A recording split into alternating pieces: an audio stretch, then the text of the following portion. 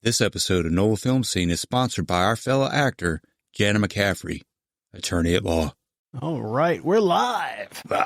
NOLA Film Scene is in the house. He's TJ. He's Plaideau. He's Hick. Thanks for having me, guys. I think this is the second time I was promised to be on Theo Vaughn, and I've been tricked again. It just keeps happening, man.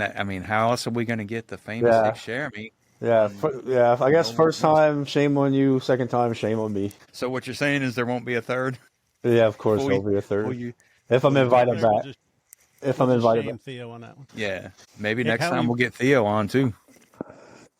Just so he can go, stop talking about me, Hick. Hick, how have you been in the past 2 years? Welcome back. I can't believe it's been 2 years. Like, it really hit me the other day. I was like, wow, that's 2 years ago. And I think as we get older, time just flies way faster.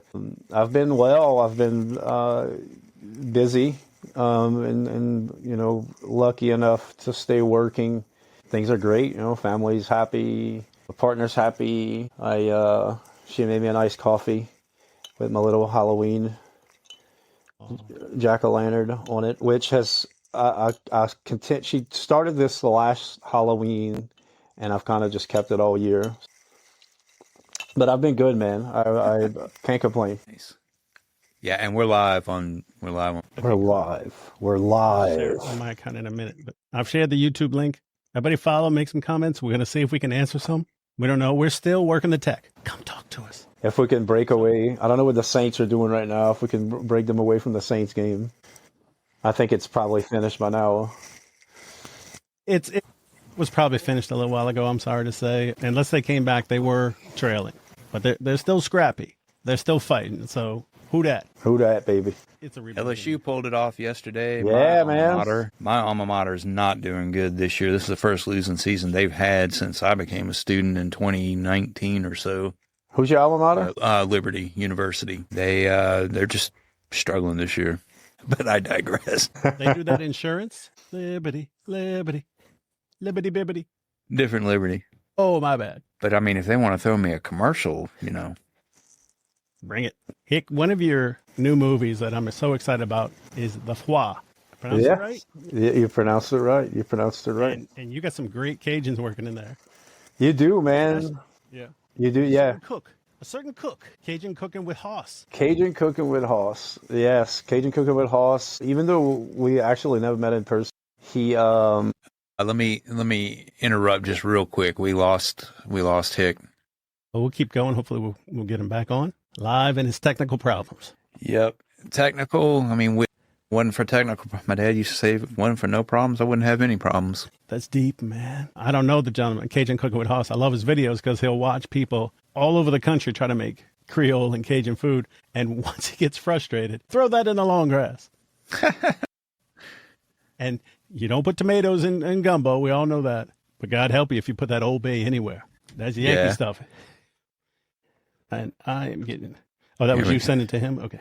Thought I got getting a message from Beyond, from Hick. By Beyond, I mean my phone. Y'all lost me, man. I went to another dimension.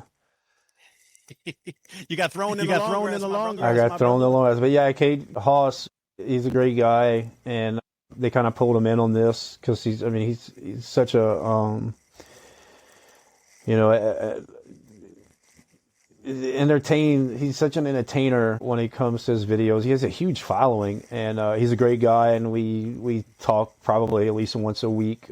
We chat, texting each other. Yeah, his videos are so funny, and the director of The Foi, which by the way means diarrhea in Cajun. It's a gumbo of genres, you know, horror and comedy. And David Rabelais, the director, he brought in just everyone local, from influencers like Corey Ledoux and Brittany Boudreaux, and he just brought in a bunch of great people within the Cajun culture and who are influential. And when I kind of saw the project, I was like, I got to be a part of this. So him and I connected, and he was just like, he's like, I have no budget. And I was like, dude, he's like, I'm not going to take up a lot of your time. I'm like, dude, I don't care. Like, I want to go do this. Like, I'm not worried about money. I'm not worried about my time. The scheduling was a little tough because the two leads in it are Kristen Renton, who was in a lot of amazing series. She was everything from In the Stories to Sons of Anarchy, and then her partner, Nick Manning, from the New Orleans TV series, reality series Night Watch. He's the other lead in it. So I got to work with them, and it's funny. Like, this guy can write, David can write. He's somebody who lives within our culture. So I think that everyone who watches this once it's from here is really gonna get like every phrase. They can understand probably every joke. They can understand like just everything in it, because it's just so deep in Cajun and Acadian culture. So I was excited to do it, and I had a really cool role. You know, he's like, it's kind of fun, man, how God works sometimes. You know, it's he kind of puts the right people in the right place, because he's like, look, I have this role, but this will be like days to shoot, but I don't want to keep you, long, and my schedule has been really nuts. So he had a role for me of the Cajun archivist, who is the guy who they go find to find out the history about the curse of the foie, right? And he's like, man, he's like, can you do creepy? Like, I kind of really, I'm like, bro, I got you, dude. Like, I got you.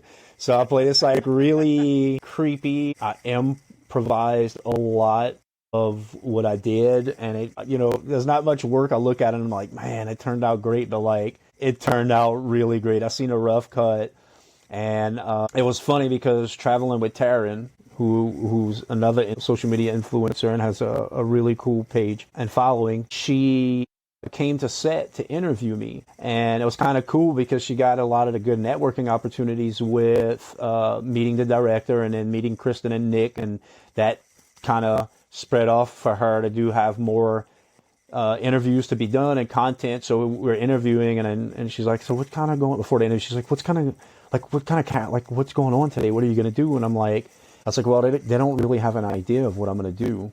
I was like, we have dialogue. I said, I'm going to do this. And I was like, I'm thinking about probably doing this, and I'm probably going to. So everything I got to do was like, I really caught them off guard with it. So it was like just real natural reactions to my weirdness. And I played like a savant, a Cajun savant of some sort, who just for some reason ingest like Cajun culture information like super fast, and I tend to just absorb it like a sponge. And I don't want to give the scene away too much, but man, it was so fun. And yeah, y'all be looking for The Foie. I'll go follow David Rabelais, filmmaker, and you got some really cool stuff coming out, and he has other things planned out in the future, and maybe, just maybe, we can get him on this show, and then you guys can connect, because he does have future projects, and that's some really cool networking, possibly, Yeah.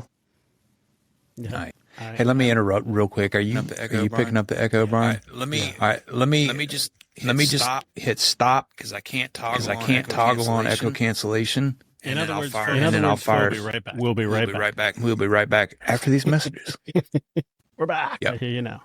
And I don't hear us with an echo. So tech problem solved. We're back, folks. We're back. Thank you so much for sharing that, Hick. I'm not only going to reach out to the director, but some of your Cajun co-stars, because we know I'm going to play a Cajun in the movie we described on our 2-year anniversary special. And Yusef described it like a Cajun Obi-Wan Kenobi, like Tony Satchery meets Obi-Wan Kenobi. I did. I read that or heard that somewhere, actually. Yeah. That's funny. There's been some Cajun projects lately. I did an audition. I think y'all probably auditioned for the same project. I don't know if it was for the same character, but one of the takes they wanted in a little bit of a Cajun accent. I changed the wording of the one that I did in Cajun, because in Cajun culture, I always heard people saying motorbike instead of motorcycle. Like, that was the thing. It doesn't matter if it's a big full Harley or a dirt bike, it's a motorbike. A motorbike. But in normal, like the way I grew up, motorcycle, dirt bike, whatever, motorbike, whatever. So I changed it. I said motorbike for that, because the dialogue was actually motorcycle. But for that one Cajun take, I said motorbike, to make it a little more culturally accurate. Well, hey, why don't you talk to us a little bit about the interview stuff? Because when we started this podcast, I was coming off of a film in Texas, and it was my first time getting interviewed on set, like behind the scenes interviews. And I was getting interviewed with the guy that was my scene partner, and he was a YouTuber, so he was used to talking on camera and answering questions, and he had done a few of those things. And I felt like a deer in the headlights. I've been interviewed before, but I just kind of felt like I wasn't quick on my feet. And I thought, well, starting a podcast, it might help if I'm talking to people regularly. So Brian and I talked about it. We got it going. You agreed to come on and be our first guest. And I've since had a few, nowhere near the quantity that you've had of these interview style setups. Can you speak a little bit to that? Because it's kind of weird, because they tell you don't look at the camera, but in an interview, especially a content creation type interview, it's a little bit different. And we talked a little bit before we started today about that. Yeah, I've done like like this, for instance, if I was to, when you're talking, I'm looking at you and the camera's here, you know what I'm saying? So you can see my eye line is focused like to you. I got Brian here in the middle. But if I was, like a little while ago, we are talking about like when I switched to saying like, where I'm speaking to the audience, I looked up at the camera to speak to the audience. And in the beginning of first of all, I'll say this about interviews. Never in my life would I have ever thought that people would have cared what I had to say at all, right? So I think in the beginning, getting over that was pretty tough for me, where people are interested maybe in what you're working on, or people are interested in your story, or people are interested in whatever. Your sobriety. Yeah, my sobriety and whatever it may be. And then how did I come from here to here? And yeah.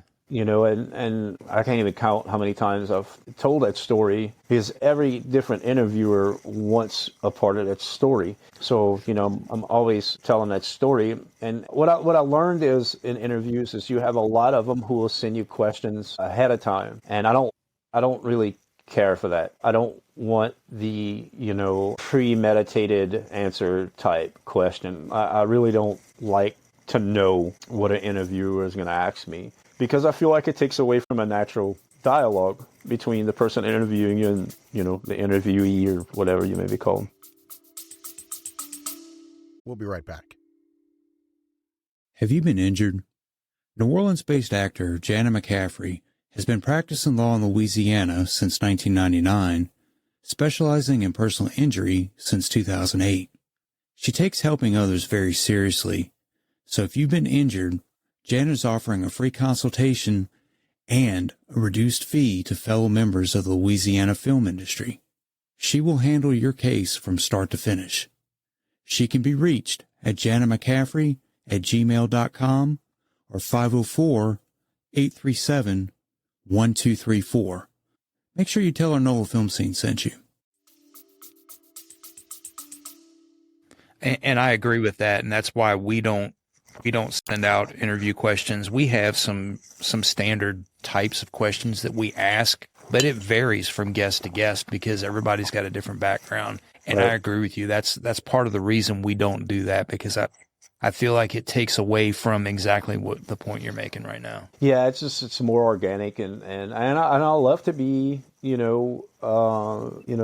act something on the spot and not knowing what it is. I think that's, as a human being, it's a challenge for me, and it just keeps that dialogue, as I said, organic. So in the beginning, it was a lot of interviews where you had these questions ahead of time, and so what I learned quickly on was just to tell the person, I'm like, look, I'm an open book. Ask me whatever you want.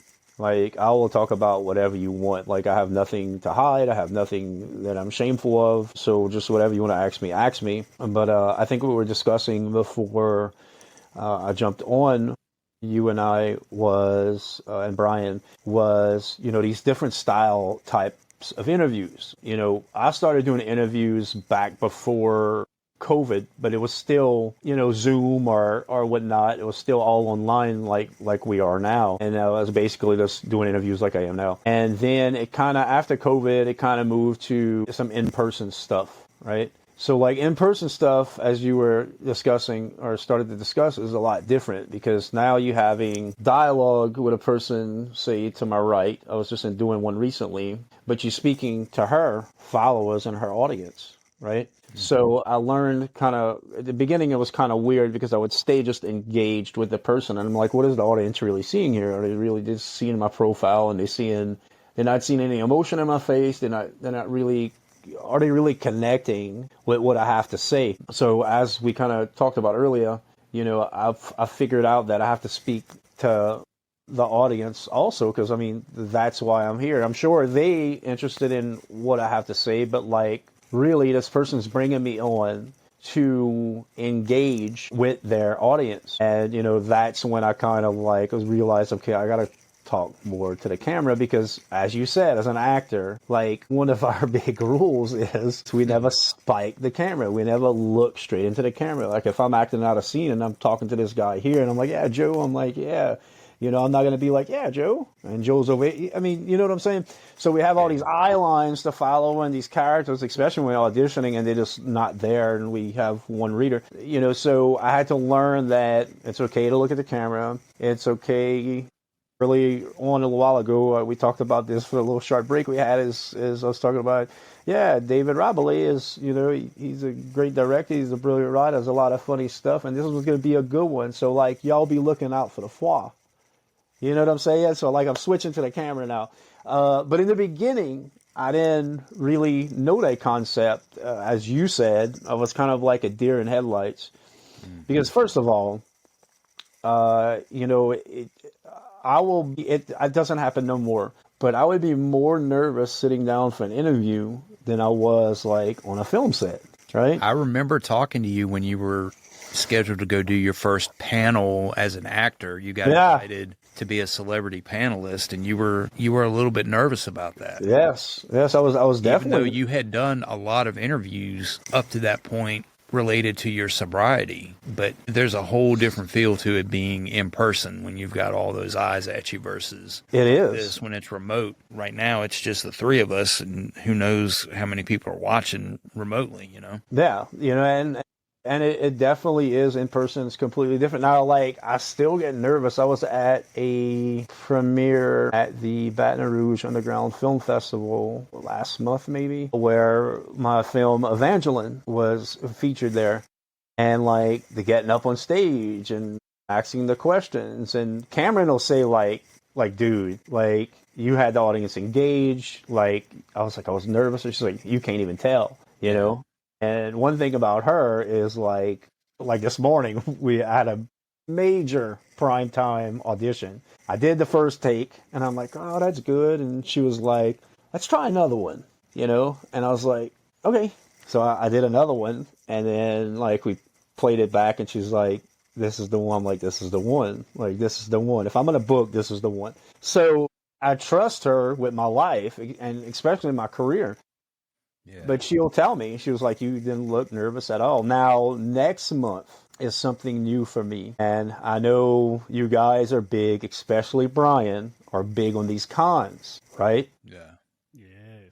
And it's, number one, I'm honored to be asked to sit at a con as a celebrity guest. But with that comes a lot of anxiety. I just can't see people wanting to come and get my autograph. Or like take a picture with me. And then, nobody might want to, like, because they might not know who the hell I am. But that has like really, and Cameron can testify to that, in the past couple of months has brought up a lot of conversations of doubt and anxiety. I was like, okay. I got all this stuff printed up. Right, because that's what they do. They get this table when I have the whole banner and the stuff printed up, and I'm like, okay, so like pricing. So I was gonna like call Billy Slaughter. I'm like, man, Billy, what charge? And then I was like, you know what, man? Like, I don't know if I'm gonna charge. Right? It's like $117 investment for me, and I'm like, if anybody comes out to see like little old me and wants something like. No, dude. Like, I just can't see, and there's probably going to be a lot of people that are going to be like, dude, you need to do this, and you need to charge, you need to. But I just feel like so blessed that somebody would take their time out. First of all, they buy a ticket to go to this thing. And then, like, I don't know, it's so weird. I don't want to say weird, but it's just so humbling to me. Yeah. That somebody would come to me and it's like, hey, man, I can get a picture with you. I want to get an autograph of this print or this picture here. And so I don't know how that's going to go. It's scary, and I've already put in my mind that probably nobody's going to come and talk to me or do anything. But that one's, it's new waters for me. And it's scary. Usually I'm at a stage now in my career where I don't get really nervous about anything. I mean, I did a guest star role on a big television series, and I was not nervous about it. But like this, I'm like nervous about. So I guess we're going to see in October if these things are meant for me or are they not. And I think the guy who runs it, Davey, he's a great guy. And I was like super humbled and honored when he asked. Right? Yeah, when he asked me to do it. I mean, that, they talk about us actors, the grind and how busy we are, but like I see this guy and I see everywhere he's at and what he's putting on and what he does, and he's a machine, dude. Like, this is a person that is very passionate about what he does, and you could tell it's not a selfish passion. It's for other, it's a very selfless passion to have other people come and enjoy these things and learn about whatever they learn about there, and to be able to access things they did not able to access. And like, it's just, I don't know, it's a beautiful thing. And it was one of the reasons that I said yes. It was one of the reasons I said yes. It's like, this is just a great thing this guy does. And to bring all these people together, it's just a beautiful thing. I'm not in that world like Brian is. I've never actually went to one where Billy was at. And I was to visit with Billy and Joseph from Five Nights at Freddy. They were both there, and Christian Stokes. They were all three of them were there, and I went to support my fellow actors, and I ended up just rapping out with Billy a while, and people were coming up to his table and Joseph's table, and then I went sit in on their panel and listen to their panel, and there for support. But what I seen was just a lot of amazing artistic human beings, a lot of people with huge passions for things that we produce in the entertainment industry that we work in. And I don't know, man, that did something to my heart. I didn't get it before. I'm like, what, even I would see Brian and I'm like, I don't get it, man. He's like so into it. He's so into it.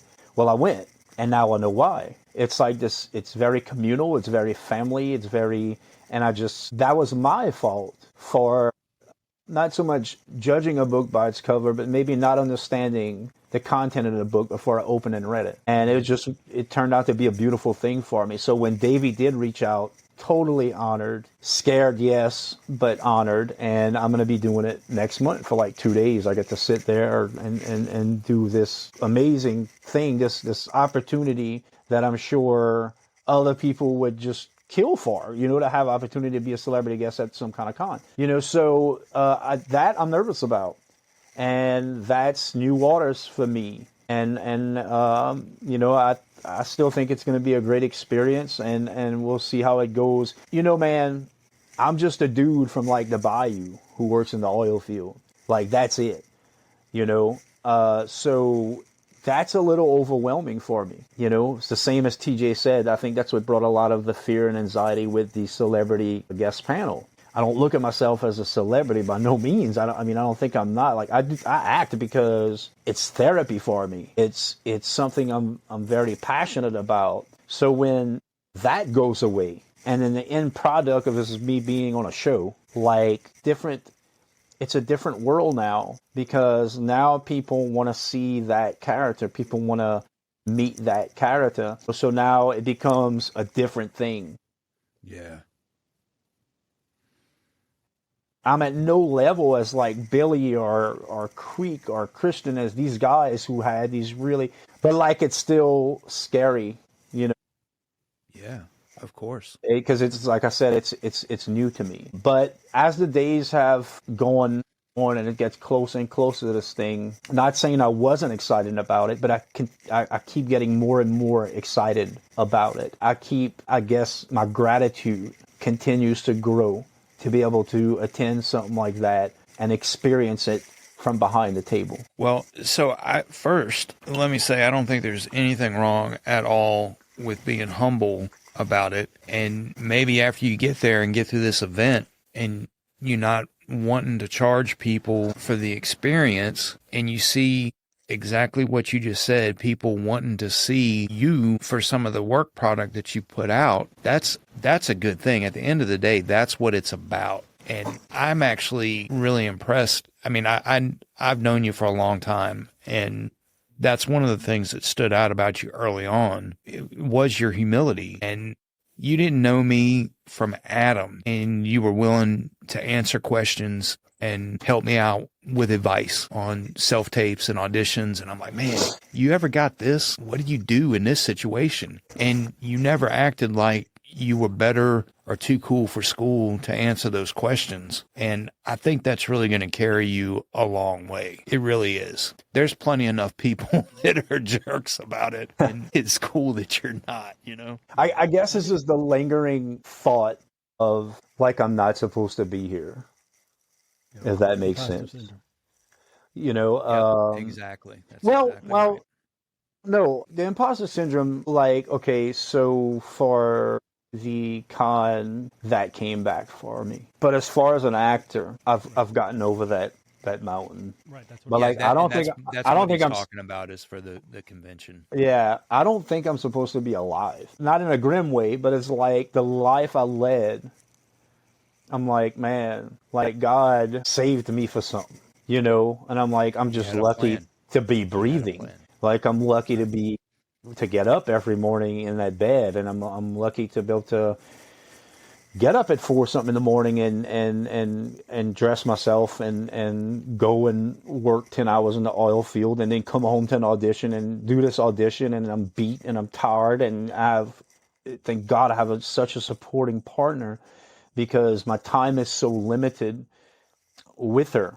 Like today, you know, it was like grocery shopping, and then I had a producer, director doing wardrobe stuff, and I'm setting up for this, and there was a couple other things on an audition. There was just things on the list, and I'm here now, you know. So that's another thing too, like, and I think we've discussed this before, is make sure that if this is the road you take, or this is the life you want, that you have the proper support system, you know, especially the one who's closest to you. And God bless her, man, because she has been, I mean, look, the girl's going for her master's right now. She is a full-time as a academic advisor. You're still muted, Brian. We might have lost him. There's no red dot in his corner. There's another tech issue, folks. We can see when someone's fully engaged with the internet, when their computer is. Here he comes. We think he's going to be linked together. It'll all be one solid episode. We're back.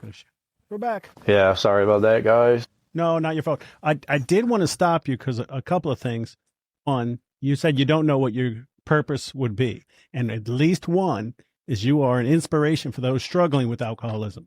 I don't know how many have come up to you, how many will come up to you, but you are shining light in that you got out of that, you survived it, and you strived. You became something great. I don't want to say became something, you know, realized your potential. Be a better thing. In the con world, since that's my world, and that's Comic-Con, not being a con man, I think you should set up your table and just talk to people as they come by. A lot of times people behind the table just sit down, just say, hey, how you doing? You know, free photos with you. And you could charge like $5 or $10 for the pictures. You know, it's your time, and you paid for those pictures. Now, if they're not selling and people don't want to do that, then you can drop it down. But if I do make any money, I'm donating it to charity. That's fine. You know, I'm not saying you're going to get rich off of it. My thought is break even on what you spent. Right. But you don't make enough money, you know, between the films and the stuff. That's your thing. I don't think you should devalue yourself from the start, even though you're not seeing it like that. You're worth probably more than $5, but that's my opinion on it. Well, not much more. I appreciate that. So thank you for those kind words and those suggestions and that advice. We are also getting our own table, TJ and I, at Cajun Con, which we've talked about. We're going to have a little bit of merch. My signature is terrible. I bought a calligraphy thing to learn to do a thing. Not that I want to. I've been asked once when someone found out I was deaf, TJ, have I said that I was in Bill and Ted? But I You said wait, no. I was you were basically Jeff's photo double, right? I was. I don't know how you found that out. I've heard it once. I haven't signed any autographs. I haven't been up to that level, but I wanted to be prepared for it. So at some point, it's almost, it's like when someone wants to give you a gift. And you're like, no, I don't deserve that. What they enjoy giving you the gift. So someone asking for your autograph means that they like you. You know? Yeah. So it's happened. Like, I mean, I'm mail headshots out pretty often. People reach out. They're like, and Cameron does a great job at printing them up, and I'll sign it, write a little note, and she'll get it all packed up and get everything mailed off, and so that was something kind of to get used to. That people were like, hey, like, you have a headshot with your autograph? And then I think it was like 2 weeks ago, there's this ill child and they are doing a benefit and I can't make it because I'm going to be on set next month, or this is November for a film, or next month. I got a film I'm filming in October, and I got a film that I'm filming in November. So they were like, can you donate like an image of you from a film or from a whatever, like with signature, like we want to auction it off? And I was just like, oh my God, like, of course I can. So, I've kind of done that. I've just never charged anybody for it. It was kind of like I said, man, it's all new to me, but I'm excited. I'm excited and I'm just that type of person, Brian, like you were saying. If people come by, say I'm just that type of person that likes to converse and have conversations. So I think I'm gonna be okay with that part of it. But I've been praying about it and meditating on it, and I'm excited to do it. And I'm gonna go do what I do. I'm gonna show up, suit up, show up, and be there. So I'm pretty excited about it. But before we were got cut off, I was going back to Cameron. So these long days, we're talking about the support. Both of us are like worn out from our day. And then you have that person there who's like, and look, I'm gonna be honest, it could be major network, it could be independent film, it could be a commercial, it could be whatever. And I'm just like, I'm not feeling this. Like, I'm tired. I've been up since 4 a.m. And she's there and she's like, this is what you do. Like, remember why you do this. This is what you do. And right. She'll be like, look, I'm going to start supper. Get in that room. Get yourself set up. She's like, we're going to read over. She's like, you did your script breakdown. We're going to read over. She's like, and then we're going to go in there and we're going to do what you do. So make sure you have that person or those people in your life that support this lifestyle, because it is not an easy one. It is nonstop. You won't hear nothing for weeks, and then all of a sudden it's hammering down on you. And the stuff you get outside of your agent doesn't stop for the stuff they get the agent. Life, none of it stops. The interviews won't stop, the whatever it may be. It just does not stop. It's ongoing and it's constant. And if you're not having anything come to you, you're working on stuff, and you're working on you, and you're working on your methods, and you're working on whatever it is you got to work on to make you a better actor, to help you audition better, to help you break down a script for script analysis better. It just doesn't stop, but you have to have that. Yep, I agree. Tenacity is the key. Yeah, you got to be relentless. Well, it seems like it hasn't really slowed down for you at all. For me, it has come to all but a screeching halt. It just hasn't picked back up for me really the last year, audition-wise. Yeah, know that you are not alone in that.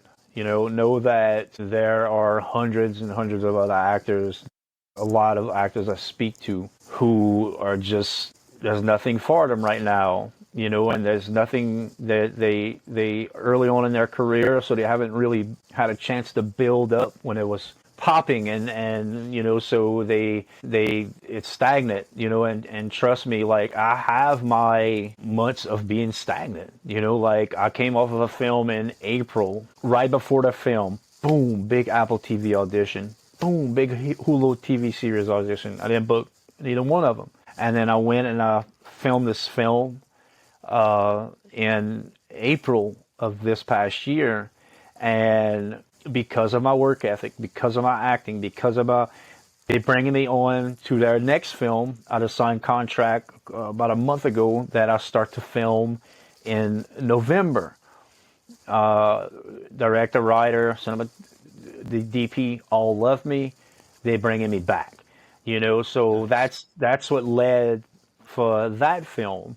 And then out of the blue, I had really not a lot of auditions this summer. I spent a lot of time just in the oil field. One every few weeks, maybe it would pop up, commercial work here or there, a little ad work here or there. But nothing like, weeks and weeks and weeks without nothing. And then sure enough, like recently today, major Apple TV series audition. The other day, major TV series guest role audition, a guest star audition, so that just came in like a wave. And then I just signed a contract 2 weeks ago. I'm filming a film playing Joseph Poliquin's uncle in a film that I leave for next month and film that, but like from May till I think they reached out to me in September last month, end of last month, nothing. Nothing. It was crickets. And, this is what I've learned is that when it's crickets, that's the film gods, casting director gods, the whatever you want to call it, saying, hey, work on you. So what I did was I spent a lot of time just working on me and a lot of inside stuff, and how could I use more of me in my acting and things that I'm learning things auditioning and I've booked some really great gigs, but I'm learning things in auditioning that I wasn't even doing before because I got to spend time with me as a human being, so I was able to do a lot of like research within self, so this thing is like sobriety. It's kind of weird. And I always say this, and I just said it in an interview that just aired, is that it costs, right? Yeah. And the rent is due like every day, no matter if you're hitting on something or you're not. You're still paying your dues in some form every day to this craft. And that could be from true life experiences and really stepping aside and really learning about what you just experienced as a human being and kind of retaining that and remembering it and learning from it, because you're going to have an audition in probably 5 or 6 months from now and you're going to be like, man, this character kind of went through what I was going through at this time. Yeah. And like, I remember how that made me feel. And I'm glad I really dissected that feeling. And I'm glad I really stored it here and here and can use it now in this moment where it's needed. So that cricket time is when you really do a lot of your work, right? Yeah. For me, it is. It's when I do a lot of my work. It could be, what I like to call it is living life on life's terms and learning from that. That's the school, right? We can get taught all that technical stuff with acting. Right, we could get taught eyeline, and we can get taught lighting and having the proper backdrop, and we can get taught all that stuff. That when we start to use our human experience for our characters, for me, it's truth, and that's what I want to be, truthful. So those times are important. They're just as important as you being on a film set. I truly believe that's from my own experience. It's using that downtime to learn who you are as an actor, who you are as a human, and taking those experiences. We all open and we friends. TJ, that downtime where you see people close to you booking or you see booking, how did that make you feel? I feel discouraged. Before the strike, I was averaging about 4 auditions a week, and I've had 3 in the last, since the beginning, since January. I've had 3. I've had 2 callbacks. I did 1 commercial. I feel like I got pretty close on this last commercial audition I did, but I'm just not getting auditions, period. In the last year, I think I've had maybe 5, and all but 1 have been for commercials. I'm not allowed to self-submit for auditions. Now, if it's a project that somebody's advertising on Facebook or something like that, I can reach out to a director, but I still have to pass it by my agent. Right. But as far as getting auditions, it's just not happening. I'm happy for people that are getting the work and doing stuff. And of course, I've done projects, but it's all been personal projects that somebody has done. I say that I've had 3 from my agent. I did 1 audition for a film, a short. My daughter was doing her very first film audition. It was a live Zoom, and the director knew or the filmmaker knew that I was an actor, and he said, "Hey, do you want to read for something?" And I'm like, "Yeah, absolutely." He sent me aside real quick. I read it and I booked it. But that kind of thing aside, I'm just not getting them right now.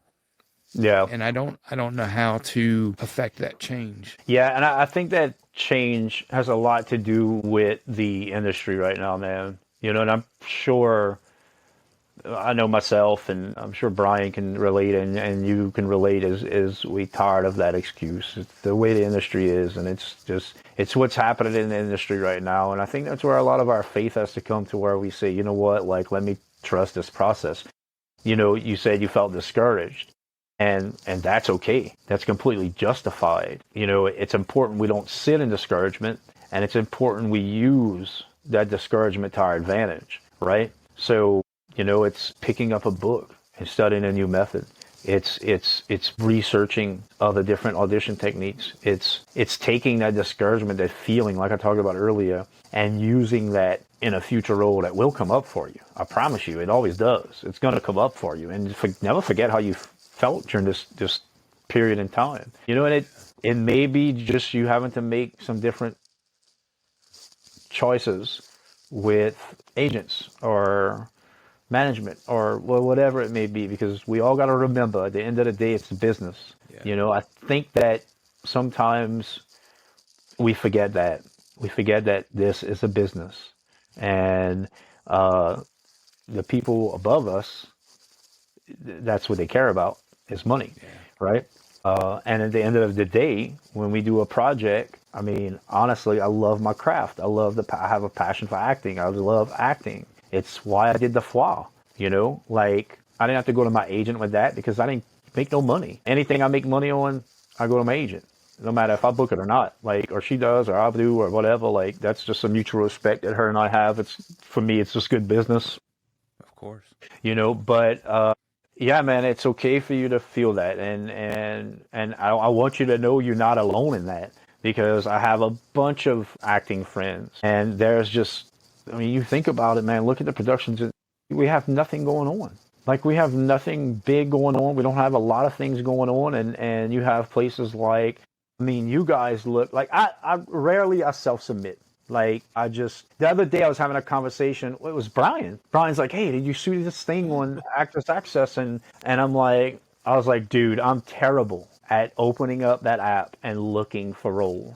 Like, I feel like that if there's a role for me that my agent doesn't find, they're going to come to me and think I'm right for this. And I've been lucky enough that people have come to me and they're like, "Hey, I've turned down probably about 4 or 5 films in the past 3 months because and they came to me like, man, I have this role. This is you. Like, this is your role. Like, I wrote this and I feel like you're the one doing it." But, like, I got to think of it as business too. You know, okay, I'm not traveling here for free.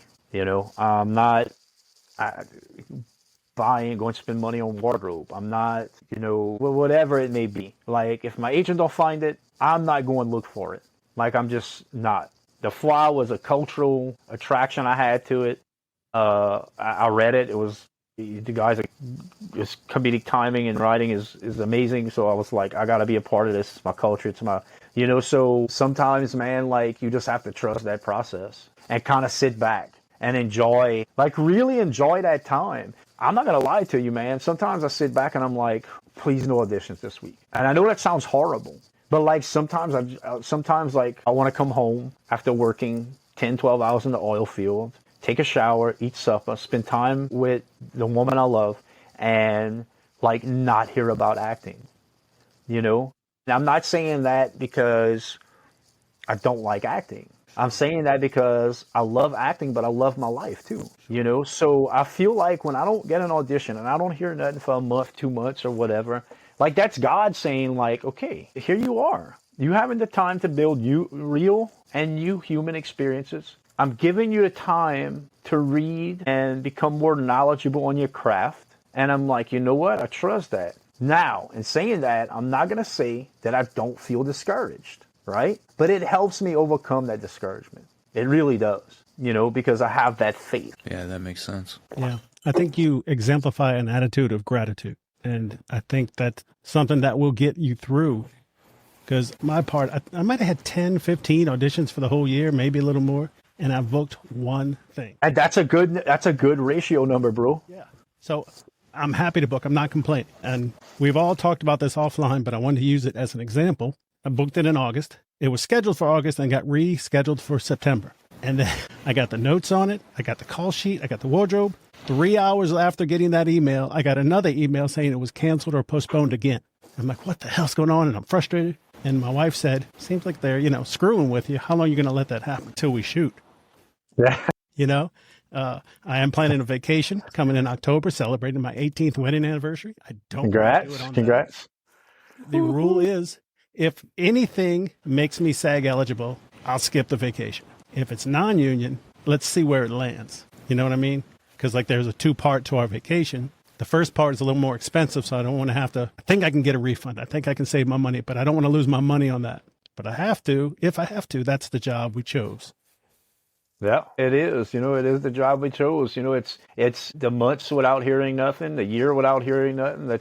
We went into that not knowing, and TJ, you did use your time wisely. You went and you did other projects where you got to work on your craft of acting, so, and you have this show, y'all been doing interviews, which has to do with acting, so you still staying busy. It might not be the busy I want sometimes. It might not be the busy Brian wants. It might not be the busy you want sometimes. But we have to look at, going back to gratitude, that we have something to stay busy, Right. I mean, remove acting. None of us ever heard of acting. None of us ever studied acting. None of us ever wanted to be an actor. We're not actors. We're just 3 dudes talking. And I want you to take your everyday life experiences like a job. And then the time you get to spend with your family. You have to look at it kind of like that. You have to look at it that, this is what I make time for here. What's important to me here? My family's important to me here. My job's important to me here. My job helps me support my family. And that's what you really have to concentrate on, is that, and it's fitting that acting in that, and you look at okay, look at all these things. What's more important, right? Well, it depends on what you believe in. For me, it's God. Then it's family. Then it's acting. Right? And it's always going to be that. It's always going to be that. Now, have I made some sacrifices before for family over acting? Absolutely. But I made sure everybody's cool with it, right? I have that discussion. And then I have to make sure that I'm still being that loving father, and I'm still being that loving partner, and I'm still being that hardworking, dedicated, loyal employee if I am going to do that. In other words, everybody's going to get that version of me. Loyal, hardworking, and so on, so, I mean, trust the process, man. It's not worth going crazy over. It's not worth beating the crap out of ourselves for. It's great. There's a lot of cool opportunities we have. It's a passion we have. It's something we love to do. But at the end of the day, it's not everything, it just isn't.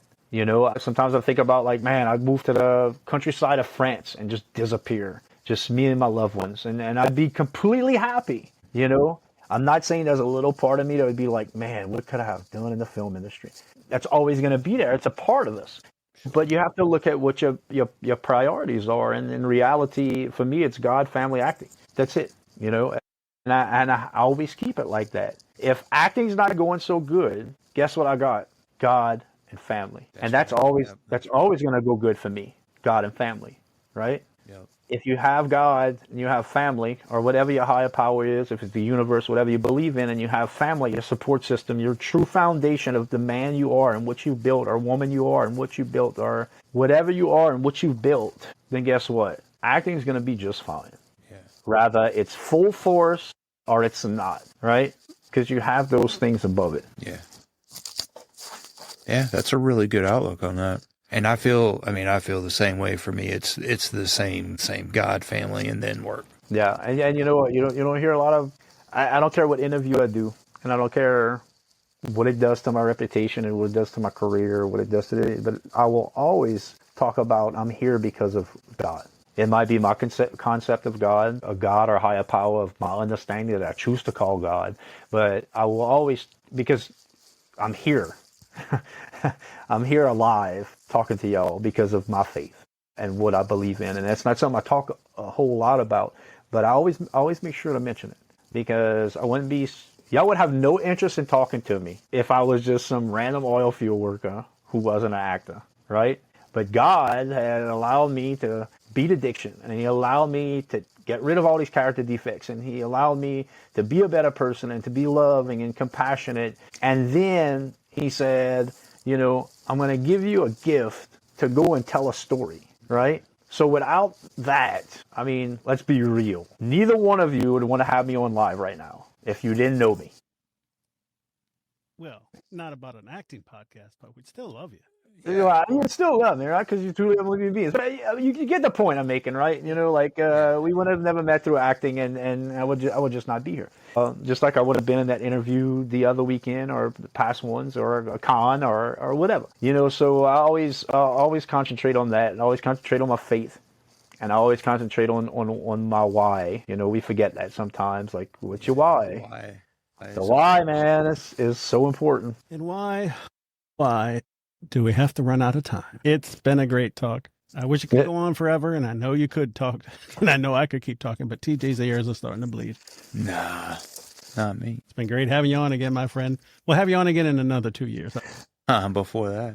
Yeah, man. Let's do every 2 year thing. But I'm still here. Yeah, thank y'all for having me, man. I'm grateful that y'all used your time away from your families and from Sunday afternoon to sit here and chat with me. I'm super grateful for that.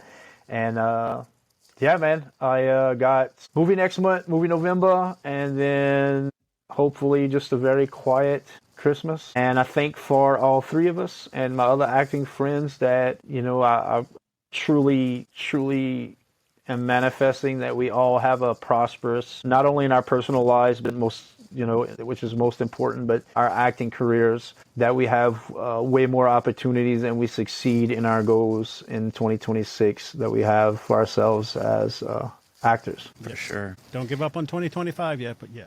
Yeah. We'll drop your socials in the thing below. Spell for the non-Cajun French speakers in the audience, spell the name of your film. It's called The Curse of the Fois, Fois. So be looking for that. And it's, I just want you to know I have a very pivotal, but not a huge role in here. This is about the two main characters and them going on this journey to find out what's actually going on and the history of it. And I'm grateful for David Ravelay for letting me be a part of that, and he worked me in just in time enough for me with my schedule, and I'm excited about it. And thank you so much for promoting it and talking about it with me. Of course. Cool. Well, thanks for coming on, my friend. Thank y'all, man. Y'all have a blessed Sunday afternoon. You as well. You have a good Monday. I'll try. Brian, we'll stay on after he goes for just a minute and Okay. plug our sponsor. Oh, cool. Bye, Hick. See you, Hick. Hick got to click the button. He go bye-bye. There you go. No, I can do it from the producer Good tab. Really good interview. So this will be coming out. We'll have the recorded version of it stitched together from the technical difficulties where we had to drop a couple times. We'll have that stitched together into one episode to release on Wednesday. And also want to mention our sponsor, Jana McCaffery, attorney at law. She is currently running a special for anyone in the entertainment industry. She is a personal injury attorney. She doesn't do contract law or anything along those lines. She can direct you to somebody if you need that type of help. But if you're injured, and not just in the entertainment industry, but if you're in a car wreck or you're injured, whatever the circumstance, because she is an actor, she's offering a discount to people in the entertainment industry to come talk to her. Her consultations are always free, and she will work very hard to get you what you deserve. Yes. And we also will have her contact information linked down below, and it's on all of our socials, so she's pretty easy to find. Jana McCaffery, attorney at law. If you can't find her, come to us on socials, and we will send you over to her. That's right. We'll get you the help you need. Right. And also, thank you, Jana, for sponsoring the show. Thank you. We really appreciate it. Because of her sponsorship, that allowed us to sponsor Cajun Con. And we've got golden tickets to give away. So it's a 2-day con, and these golden tickets will get you in for both days for free. So reach Lamar out to us. Dixon. Go ahead. It's at the Lamar Dixon. I talk for a living. Hey. It's at the Lamar Dixon. What is it called? Convention Center? Lamar Dixon in Gonzales. Cultural Center. Cultural Center. Check our posts. Check Cajun Con's posts. Check out their social media. December 6th and 7th. Correct. I think it's there will be a lot of celebrity guests at that event. 80 celebrities. This is hands down the biggest convention I will have ever gone to. And we get to sponsor it. We get a sponsor. We get a table. We get to sit down. Booth. Come see us at a booth. We'll sign stuff if you want. Maybe we'll charge, but probably not.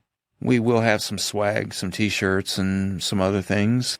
Maybe And some giveaways too. There will be some giveaways. Some games. We're going to play a dice game with people, but more on that later. But reach out to us. We will send you some golden tickets. We have a limited supply, so first come, first serve. I've already started sending out to certain people, even ordering special envelopes to get it out to them. So we want you to join us at Cajun Con. Hick will be at Creator Con. And there's a couple more cons coming to New Orleans. We're exploding with cons. We are indeed. Good. More chance to meet people. That's right. It's been great talking to you, Jay. Likewise. We'll see you next time, folks. See ya.